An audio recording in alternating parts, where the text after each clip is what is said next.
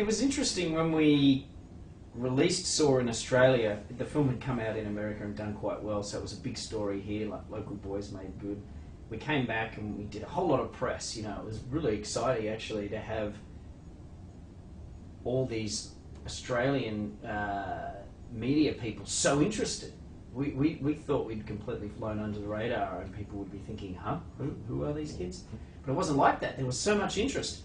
And a lot of the people would start their interviews by saying, this must be a good fuck you to the Australian film industry, huh? And James and I were looking at each other going, no, why would we do that? And they're like, well, you tried to make it here and you couldn't. And we realised that was the angle they were fishing for, was local boys say fuck you to the industry. And it's come like that. Right, but that's not what we wanted to give them, because it wasn't true.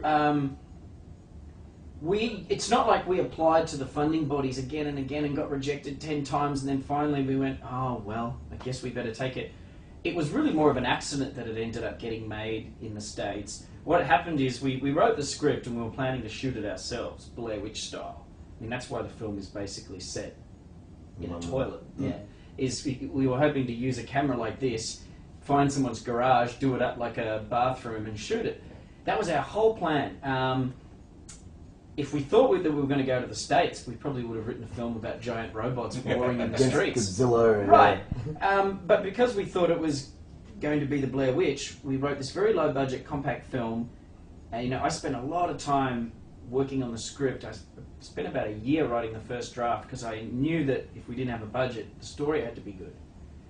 Anyway, I finally gave a copy to my manager and she said, well, this is too good to just shoot yourself in a garage. Let's try and find money.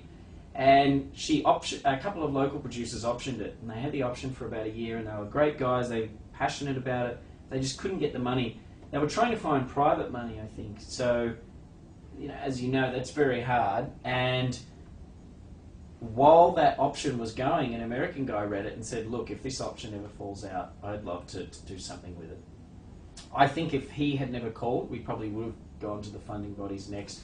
So it was sort of interesting how it happened, and then of course when we came back here, everyone was like, oh, you were rejected by the film industry, which wasn't really the case. If anything, the bad thing the funding bodies here did, I think their image is not great amongst film students, especially film students who want to make genre films. My dad always used to say to me when I was writing the script, well, why don't you take it to the funding bodies? They've got money, they're set up to give you money. You know, you can't win the lottery unless you buy a ticket. And I would always say, oh, no, they don't make this kind of film. Now, that was more about me and my perceptions, but I will say that if a 24-year-old film student believes that the funding bodies wouldn't make their film, you've got an image problem. Yeah. So one thing I would say that maybe the FFC and the funding bodies here need to work on is their image. They need to be seen as being more generous, because when I was at film school, they were perceived enemy. They were the enemy that wouldn't fund your movie. Oh, these guys. That's who you know. Right. They need to fix their image so that... I remember talking to someone from Film Vic years after Saw, and she said, why didn't you bring it to us? We would have made it. I'm like, oh yeah, benefit of hindsight. But I said, because I didn't believe you would touch it. And she said, we so would have. We so would have been interested. And the only advice I would deign to give her was, get the word out about that then. Put flyers in coffee shops saying, got a horror script? Bring it to us. We're not elitist. Put that on a poster. Would have helped me when I was back at RMIT.